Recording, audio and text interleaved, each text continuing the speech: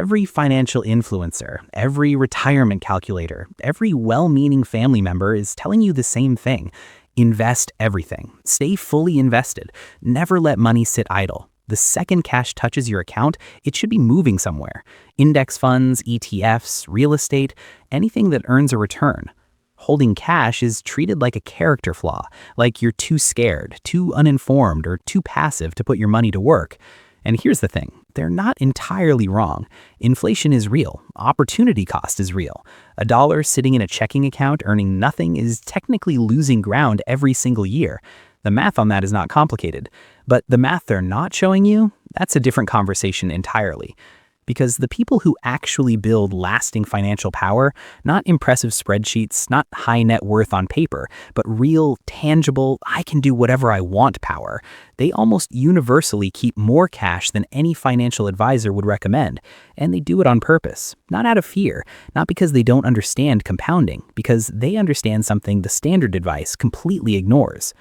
Liquid cash reserves don't just protect you, they change how you operate. They change what you can do, what you can walk away from, and how clearly you think when everyone else is panicking. That's what this video is about, not the standard emergency fund speech, not save 3 months of expenses, something deeper than that. The actual mechanics of why having cash is one of the most powerful financial positions you can be in, and why most people are significantly underestimating it. I'm Matt. I make videos about the psychology and mechanics of building real wealth, not just theoretical net worth, but financial positions that actually change your life. If that sounds like what you're here for, subscribe. Before anything else, I want to clear up a definition problem, because it's the first place this conversation goes sideways. When most people hear keep cash, they picture money sitting in a checking account earning 0.01% while inflation quietly eats it alive. And if that's what we were talking about, the critics would be right. That version of cash is genuinely expensive to hold. But that's not what liquid cash reserves actually means. Cash, in the context of financial power, means anything you can access within 24 to 72 hours without selling a position at whatever price the market is offering that day. A high-yield savings account paying 4 to 5%, that's cash. A money market fund, that's cash. Short-duration treasury bills, cash. These instruments are not investments in the traditional sense, but they're also not sitting there bleeding purchasing power every month. A $50,000 position in a high-yield savings account at 4.5% is generating roughly $2,250 per year while staying fully accessible. That's not dead money. That's your financial infrastructure earning its keep while staying ready to move.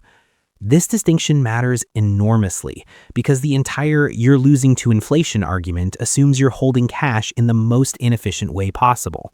Most people keeping intentional liquid reserves are not doing that. Do you actually know what your cash is earning right now? Look that number up. It might surprise you in either direction. Now, here's the part nobody talks about, and it's the real reason cash reserves matter. Cash changes your posture. This sounds abstract until you've felt the difference. Think about the last time you were in a situation where you genuinely needed something, a job, a client, a deal. You needed it because your finances required it. You had payments coming, you had obligations. There was a version of you in that negotiation that was subtly, maybe even invisibly, negotiating from need. Now imagine that same situation where you have 18 months of expenses sitting in a high-yield savings account and you genuinely do not need this particular outcome. You're there because it's a good opportunity, not because the alternative is financial stress. Those are two completely different people walking into that room. The version with liquid reserves asks different questions, pauses longer before responding, is willing to walk away from terms that don't work. And counterintuitively, that posture often produces better outcomes. Not always, but consistently enough that the pattern is unmistakable. Desperation is expensive, and the subtle desperation that comes from being cash poor, even when you're investment rich, is one of the most underpriced costs in personal finance. Nobody puts it on a spreadsheet, but it's there. Let's talk about what's probably the most underrated benefit of liquid cash reserves, which is the actual practical ability to walk away from things.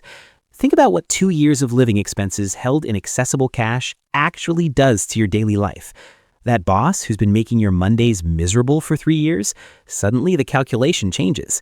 That client relationship that costs you more in stress than it pays in revenue, you can have a different conversation about it.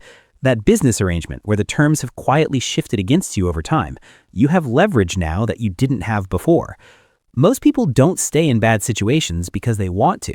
They stay because they can't afford the gap. They need the next paycheck before they can think about what comes after. They're financially attached to circumstances they'd otherwise leave, and that attachment has a real cost in years, in decisions, in the compounding effect of staying somewhere that isn't right for you. Someone once described it to me as golden handcuffs. You're making good money, you have the lifestyle to show for it, and you are completely, totally trapped by both of those things because your expensive life requires your expensive income, and there is zero runway between where you are and where you'd be if you stopped. The income looks great on paper. The freedom is zero. This is one of the most quietly common financial situations in the country. People earning six figures who are one missed paycheck away from real stress. High earners who've never actually built any room to maneuver because every dollar that came in found somewhere to go. They have a solid investment portfolio, they have home equity, they have retirement accounts that look respectable on a statement. What they do not have is cash they can access without a transaction, a penalty, or selling something at whatever price the market is currently offering. And that gap between looking financially successful and actually having options is enormous. The counterintuitive part is what liquid reserves do to your external relationships, not just your internal stress level. When you're not desperate for a particular outcome, people can read it. Employers feel the difference between someone who chose to be there and someone who needs to be there. Clients sense whether you're negotiating from a position of options or a position of need. Business partners can tell when the other person can walk away and when they can't.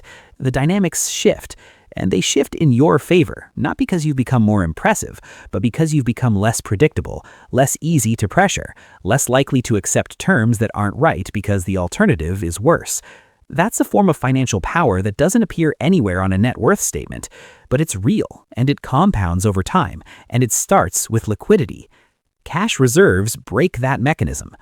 Now, I want to address something directly, because it's the most common pushback to this entire conversation. It goes like this. I don't need cash. I'm in index funds. I can sell and have the money in my account within 24 to 48 hours. What's the difference? Here's the difference. Selling an investment and accessing liquid cash are not the same transaction. They look similar in calm conditions. In the exact moments when you need money most, they are completely different. When you sell an investment, you sell at whatever price it's trading at that day. If you need $30,000 because something went wrong and the market happens to be down 30%, you're selling 30% more of your portfolio than you planned. That $30,000 withdrawal just cost you $42,000 in future value because you sold shares that would have recovered. When markets move fast, and in real crises, they move very fast, the bid-ask spread widens, liquidity thins, and sell at market is not the orderly transaction your brokerage app suggests. During a 3-week stretch in early 2020, the market swung 5 to 7% daily. Selling at market in those conditions means you're accepting whatever the market gives you in that moment. That's a very different thing from transferring money from your high-yield savings account. The 24-hour access is real. The price you access it at is the variable nobody accounts for until it's too late. Write this down. The cost of not having cash is never obvious until the moment you need it, and at that moment, it's always more expensive than you thought. There's a concept that the wealthiest individual investors understand intuitively and talk about surprisingly openly. It's this: the best investment opportunities in any given decade happen during periods when most people are in survival mode. Market crashes, recessions, sector collapses, these aren't just bad events to endure. For anyone with liquid capital, they're repricing events. Assets that were trading at full value a month ago are suddenly available at 40, 50, sometimes 60 cents on the dollar. Not because the underlying value disappeared, because the sellers are desperate and the buyers with cash are the only game in town. The catch is structural. For this dynamic to work in your favor, you need to already have cash when the opportunity appears. You can't sell investments to buy discounted investments during a crash without taking the crash loss on the sell side. You can't liquidate real estate in 2 weeks when a distressed property comes available. The capital has to be sitting there, ready, before the opportunity exists. Here's what that actually looks like in numbers. Let's say you've been keeping $150,000 in liquid cash reserves, a combination of high-yield savings and short-term treasuries, for several years. During that time, you've earned roughly 4% annually on that position, so around $6,000 per year, which meaningfully offsets the inflation argument. Your friends have been telling you you're too conservative. Fair enough. Then a significant market correction arrives. Broad indexes are down 35%. You don't sell anything you already own. You keep those positions and let them recover on their own timeline. But you deploy $120,000 of your cash reserve into the market and into a commercial property from a seller who needs to close quickly. 5 years later, that $120,000 deployment, bought at a 35 to 40% discount to prior fair value, is now worth approximately $420,000. The remaining $30,000 in your cash reserve has been replenishing through your normal income. You're not starting from zero on your liquidity. You're rebuilding it. The person who was fully invested the entire time, their original portfolio recovered. They're roughly where they would have been following a normal market trajectory. They didn't lose, but they also couldn't move. The crash was just something to survive, not something to use. Same economic event, completely different outcomes, determined entirely by whether you had cash positioned before it happened. This is what Warren Buffett has been doing at scale for decades. Berkshire Hathaway regularly holds more than $100 billion in cash equivalents. The standard criticism is always the same. That's a massive drag on returns. What his track record shows is that the deployment of that cash during dislocations more than compensates for the carrying cost. He's not confused about opportunity cost. He's running a different calculation than most people. The question isn't, what am I earning on this cash today? It's, what will I be able to do with this cash when everyone else can't do anything? Let me address the inflation objection directly, because it's the one that sounds most rigorous and it deserves a real answer rather than hand-waving. The argument is, cash loses purchasing power to inflation. If inflation runs at 3% and your cash earns nothing, you lose $3,000 per year on every $100,000. Over a decade, that's a meaningful sum. The math is accurate. The framing is selective. Here's what the full picture looks like. First, the earns nothing assumption is outdated. High-yield savings accounts and money market funds have been paying 4 to 5% for an extended period. That doesn't eliminate inflation drag, but it narrows it dramatically. On $100,000, the difference between 0% and 4.5% is $4,500 per year. That's not nothing.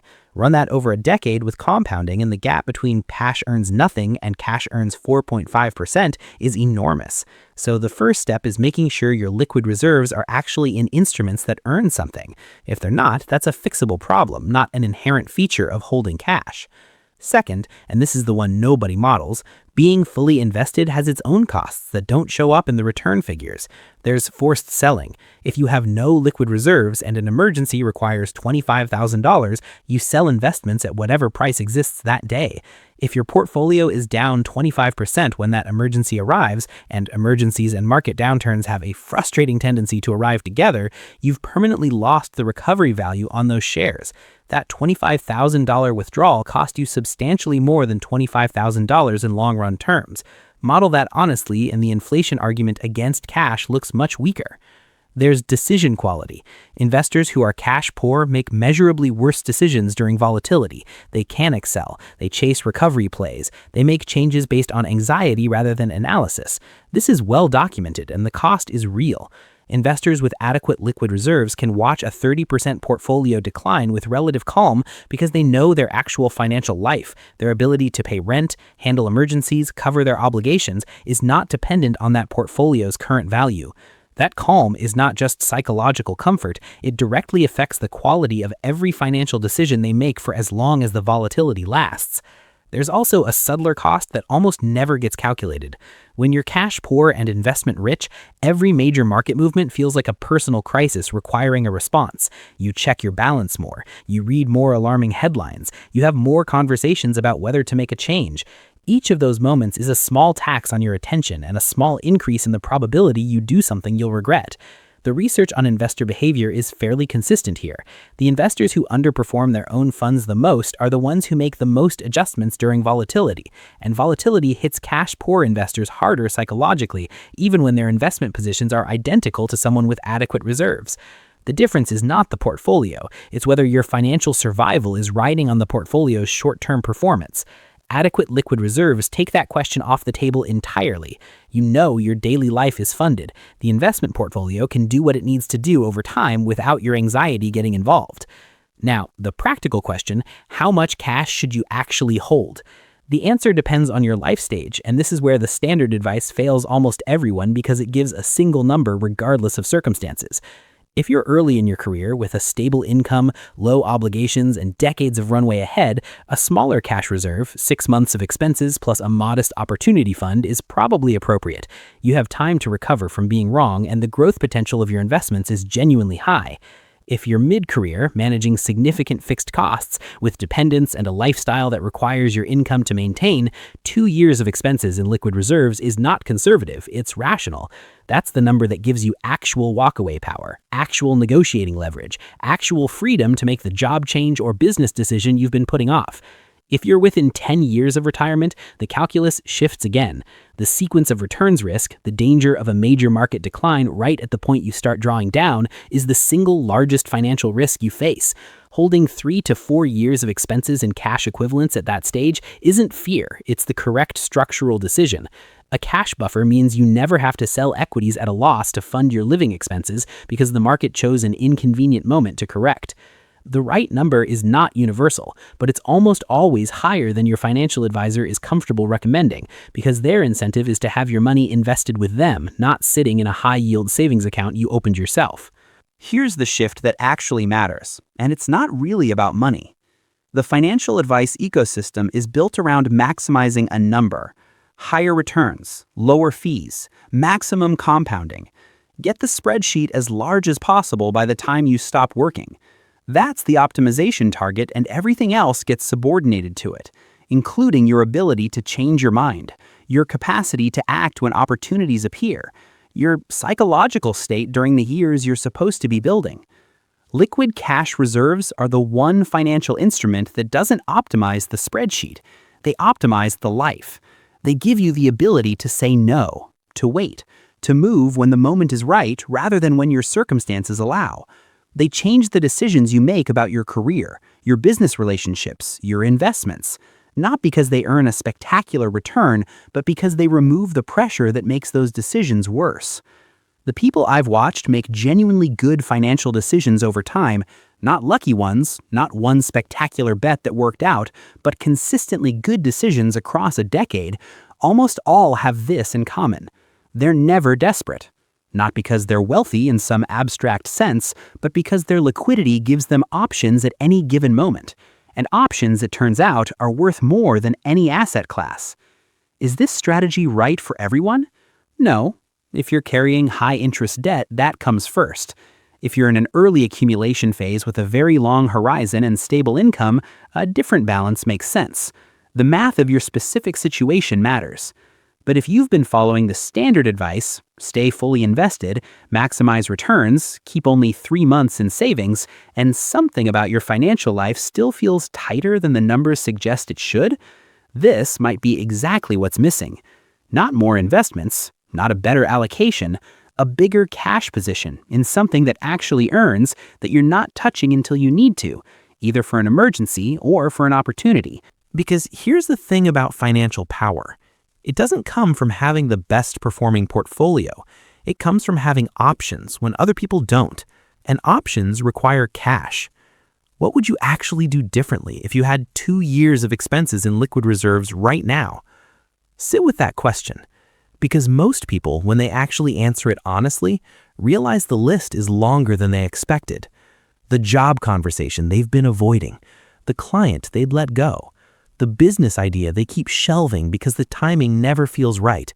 The investment they watched pass by because the capital wasn't there. None of those things required a better portfolio. They required liquidity. That's the thing about cash that doesn't fit neatly into a return calculation. It doesn't just sit there. It quietly expands what's possible. It changes which rooms you walk into and how you stand when you get there. And it makes every other financial decision you make, every investment, every career move, every negotiation slightly better, because you're making it from a position of choice rather than necessity.